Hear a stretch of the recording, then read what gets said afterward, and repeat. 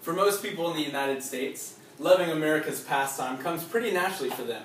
For some reason, for me though, it just didn't. I grew up playing soccer and basketball and had no interest in baseball at all whatsoever. And for the longest time, this broke my father's heart. So one day my dad decided to sit me down and just tell me a little bit about why he loved baseball so much. And when he did that, I started to understand.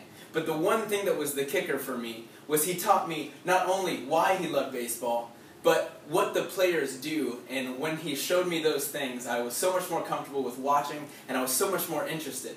So today I would like to show you guys just a little bit how to throw a baseball and how to pitch. So I'm going to walk you through the steps of the delivery, the wind-up, which obviously becomes before the delivery, and the pitch. And then once I show you all three of those steps, I'm going to show you three different types of pitches. The fastball, the curveball, and the baseball. And hopefully after you've heard all of those things, you'll be able to watch baseball and enjoy it much more, and then maybe even get outside and play with your old man or with your friends. Any of those things.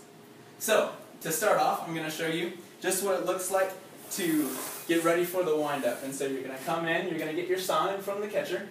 You're going to have your glove about stomach high. And so there are two different types of wind-up. There's the one where you go over your head as you're winding up, and then you pull back, and there's the one that just goes simple, straight back like that. And then comes the delivery after that. So you're going to do that wind-up, and you're going to get this arm out, and then this arm kind of works as a lever or an anchor, and it's going to pull the ball over. So you're not just sitting here trying to aim it. You're trying to use this arm, and it's going to be like a lever, and it's pulling that arm straight over. All of the momentum is going to pull it to where this arm puts the ball, and you're going to release right where you're level with the catcher's mitt. And so that is the delivery and the wind-up as well as the pitch. And so now I'm going to show you how you're going to hold a four-seam fastball. A four-seam fastball right here means that you are going to be covering all four seams with your fingers. And so you're going to spread it out over this, just like that. You're going to do all of the steps I showed you before with the wind-up and the pitch, and you're going to release. Also, there is a two-seam fastball, and that is when you separate it and your fingers only go along two of the seams, like that. And so you're going to do the exact same thing. And then here's one of my favorite pitches, and it is the curveball. The curveball came into the picture around 1950, and so for the longest time people were just throwing fastballs and change-ups, but it really started to take form in the game of baseball when the curveball was brought in around 1950. And the way that most people like to throw that is that you put your thumb on the lace right here, and then your front and your middle finger right up there. And so in this pitch, you're going to kind of have a little bit different of a wind-up.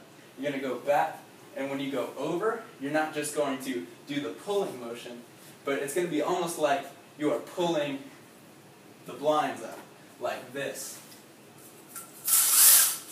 So instead of going over and down, kind of from a side, you're going straight down. And so you're going to twist your wrist, and when you twist the wrist, it creates a backspin that is going to pull the ball not only down, but to the side and down. And that's exactly what you want. And then finally, I'm going to show you the changeup. The changeup is pretty simple. You're going to do all of the windup and everything the exact same as a fastball.